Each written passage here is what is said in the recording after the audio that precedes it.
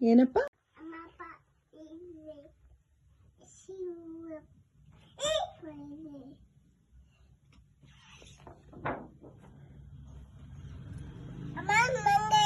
ಗೊತ್ತು ನೀನು ಅಂತ ಅಂತ ನಾನು ನಂಗೆ ಗೊತ್ತು.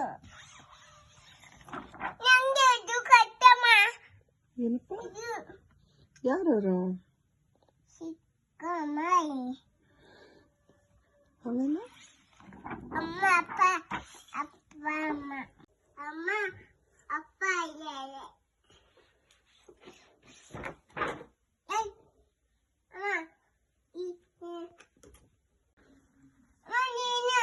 ಯಾರಪ್ಪ?